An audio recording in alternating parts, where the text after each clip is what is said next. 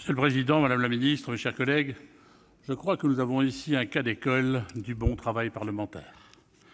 Une bonne proposition de loi tirée des conclusions d'un rapport d'information fouillé et précis, un travail en bonne intelligence entre deux commissions pour amender substantiellement le texte, et ce, sans le dénaturer.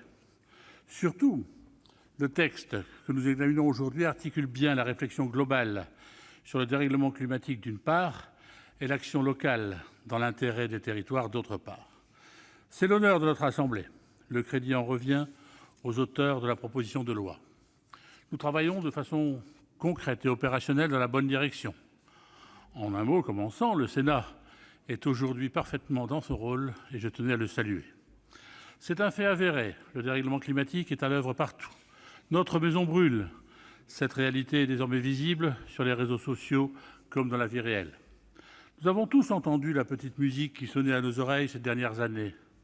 Elle nous avertissait des catastrophes à venir. Nous y avons tous prêté plus ou moins d'attention. Les plus engagés d'entre nous ont même déjà modifié leurs comportements individuels, mais jusqu'à très récemment, les discours sur le dérèglement climatique se conjuguaient au futur. Nous devons désormais les conjuguer au présent. Californie, Amazonie, Australie, autant de noms exotiques qui rimaient encore hier avec soleil et chaleur, ils riment aujourd'hui avec incendie. Les évoquer doit nous obliger à considérer que nul endroit sur la Terre ne sera épargné par le dérèglement climatique. L'erreur consisterait à penser que notre pays n'en souffrira pas. Notre groupe avait d'ailleurs demandé au gouvernement en mai dernier des précisions concernant les critères de reconnaissance de CatNat. À la vérité, nos territoires sont déjà affectés par le changement climatique et ses conséquences. Nous le savons tous ici, nous qui sommes les porte-voix des élus locaux. C'est le cas des Hauts-de-France qui ont connu ces dernières années des épisodes répétés de sécheresse aux conditions dramatiques. On pourrait multiplier à l'envi les exemples, chacun de nous en connaît dans son propre territoire. Cela n'a pas échappé aux assureurs qui ont adapté leurs pratiques en conséquence. Pour eux, l'équation est simple.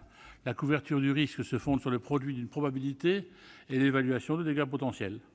Lorsque la probabilité des épisodes climatiques augmente en même temps que l'ampleur des dégâts potentiels, en clair, que les catastrophes naturelles deviennent à la fois plus fréquentes et plus puissantes, la couverture du risque augmente aussi. Nul besoin de bien connaître la mathématique pour le comprendre. Assurer un monde climatiquement déréglé est donc plus onéreux. Et ce coût ne peut être supporté que par la collectivité, puisque le climat est aveugle. Il frappe les collectivités humaines au hasard et non à proportion des gaz à effet de serre qu'elles émettent. C'est notre fardeau à tous. Il nous oblige à la solidarité. C'est la raison d'être du Fonds de prévention des risques naturels majeurs, plus connu sous le nom de Fonds Barnier. Son clairvoyant instigateur avait déjà compris la nécessité de mutualiser les moyens d'action.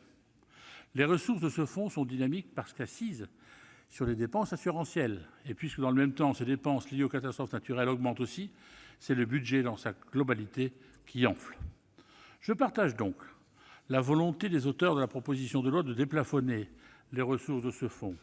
Rappelons qu'elles sont, in fine, payées par les assurés, donc les contribuables.